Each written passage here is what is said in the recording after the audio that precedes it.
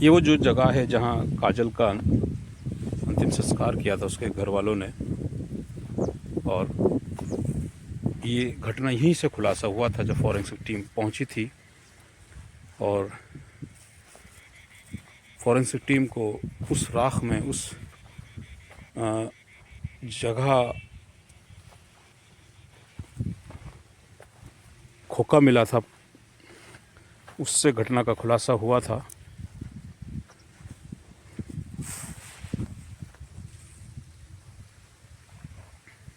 दोस्तों, ऐसी क्या वजह रही जो एक पिता ने, एक परिवार ने इतना कठोर निर्णय लिया?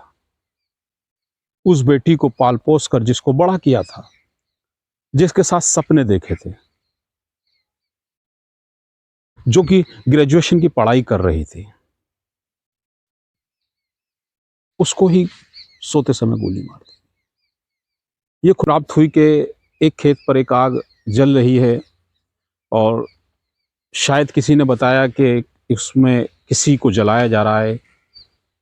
मौके पर आनन फानन में किसी ने पुलिस को सूचना दी, पुलिस वहां पर पहुंची। दोस्तों, क्या वाकई इस तरीके की जो घटनाएं होती हैं वो होनी चाहिए या नहीं होनी चाहिए? क्योंकि एक पिता, एक परिवार बच्चों के मुस्तकबिल के लिए, उनके भविष्य के लिए जी तोड़ मेहनत करता है, चाहता है कि उनके जो बच्चे हैं वो आला मुकाम पर हों और उस जगह पहुंचे जहां से लोग कहें कि वाकई ये उनका पिता या उनके परिवार जा रहा है। लेकिन वही बच्चे, और जो वही बच्चे उनकी इस कामना को पूरा नहीं करते और गलत दिशा की ओर चले जाते हैं, तो बड़ा दुख भी होता है।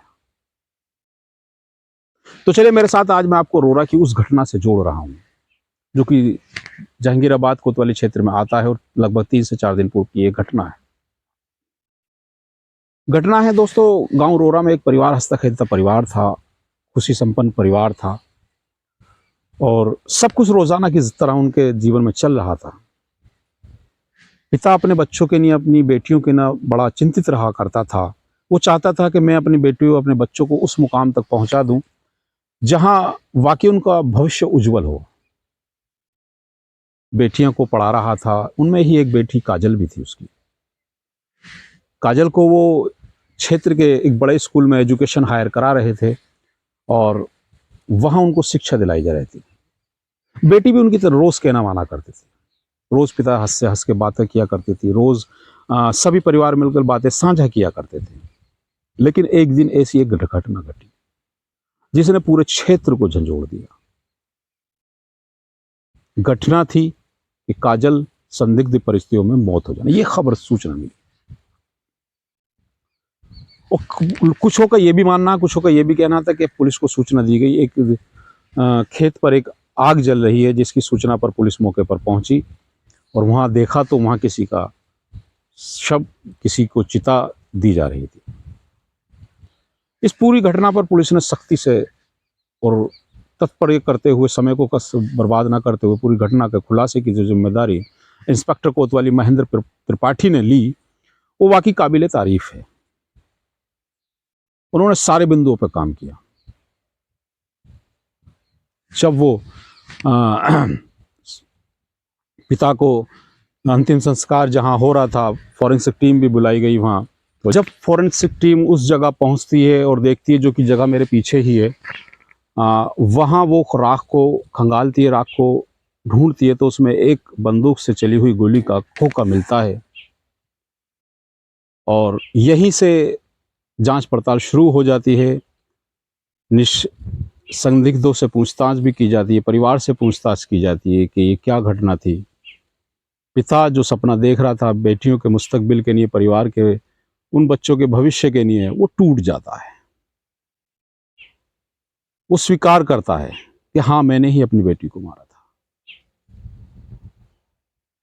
फिर खुलासा होता है कि आपने अपनी बेटी को क्यों मारा, क्यों? पुलिस उनसे पूछताछ करती है तो वो बताता है कि मैंने अपनी बेटी के मुस्तकबिल, उसके भविष्य के लिए, उसके उज्जवल भविष्य के लिए जो सपने देखे थे, उन सपनों को मेरी बेटी ने तोड़ दिया।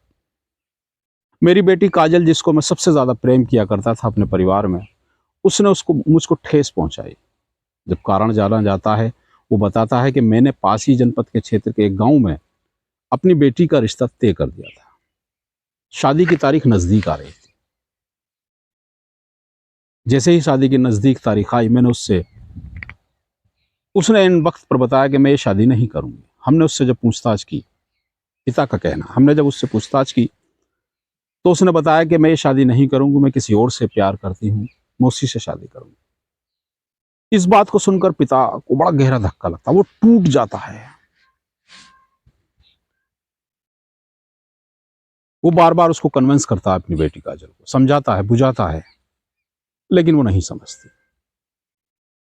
आखिर वो दिन आ जाता है जिसमें वो ऐसा कदम उठाता है जो कि संभवतः हम ये कहते हैं वो कदम नहीं उठाना चाहिए था उसको। वो अपनी सोती ही बेटी को गोली मार देता है। ये स्वीकार किया है, केस डायरी में भी पुलिस ने इसको जोड़ा है। गोली मार देता है। उसके बाद वो अपने खेतों पर, जहां हम खड़े हुए हैं, वहां लाकर वो उसको देह संस्कार करता है। लेकिन कहते हैं कि सूचना पुलिस तक पहुंचती है और पुलिस सारे मामले की जांच करती है और खुलासा हो जाता है कि एक पिता ने ही अपनी बेटी को गोली मारी है। गोली मारने की जो घटना है वो उसकी, जहां देह संस्कार हो चुका था, जब फॉरेंसिक टीम पहुंचती है और राख को खुर्द-बुर्द करती है तो वहाँ उसको खोखा मिलता है। उसके आधार पर पता लगता है कि गोली लगी है। तो दोस्तों, ये जो कदम उठाया था उस पिता ने, क्या वो वाक़ई गलत था या सही था? और क्या वो जो उसकी बेटी थी, जिसको वो पूरे परिवार में सबसे ज़्यादा प्यार करता था, उसने जो उससे कहा वो सही था?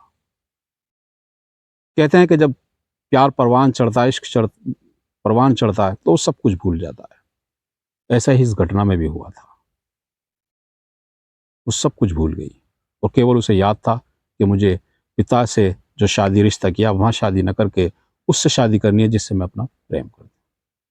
ऐसा उस पिता ने कहा था। लाख समझाने के बाद भी वो बेटी मान नहीं रही थी। तब जाकर उस पिता ने ऐसा कदम उठाया। दोस्तों, हम आपसे पूछते हैं कि क्या जो पिता ने कदम उठाया ये सही था? क्या वो बेटी, जो पिता उसके साथ उसके मुस्तकबिल को सपने देख रहा था बेहतर बनाने के, वो गलत था? क्योंकि हम जब अपनी बेटी, अपने परिवार, अपने बच्चों को हमारे उनके मुस्तकबिल के लिए सोचते हैं, उनके लिए दिन रात मेहनत करते हैं, हम चाहते हैं कि हमारे बच्चे उस कामयाबी की ओर, उस शिखर की ओर जाएं जहां से लोग कहें कि वाकई ये उनके पिता, ये परिवार उनका जा रहा है। लेकिन अगर इसी तरीके की जो बच्चे हैं वो ऐसे निर्णय लेते हैं तो क्या वो सही है? तो चलिए दोस्तों, मेरा इस घटना को बताने का उद्देश्य केवल इतना था कि आप जागरूक रहें, सतर्क रहें, सावधान रहें और अपने बच्चों के और इस घटना को अंजाम देने से पहले ज़रूर कई बार सोचें। और वो बच्चे जिनके लिए माता पिता एक उनकी आवाज़ के लिए सामने खड़े रहते हैं, वो भी अपने माता पिताओं की प्यार को समझें। तो चलिए मेरे दोस्तों, हम विदा लेते हैं। हम चाहते हैं कि आप इस घटना के बारे में थोड़ी सी जानकारियां दें कि वाकई ये घटना घटित होनी चाहिए थी या नहीं होनी चाहिए थी। पिता को ये कदम उठाना चाहिए था, बेटी जो जिस रास्ते पर जा रही थी वो रास्ता गलत था या सही था? ये सारी चीज़ घटना के बारे में आप ज़रूर जानकारी दें। चलिए विदा लेते हैं। हम चाहते हैं कि आप हमारे चैनल को सब्सक्राइब, लिंक को शेयर ज़रूर करें। नमस्कार एंड खुदा हाफिज़।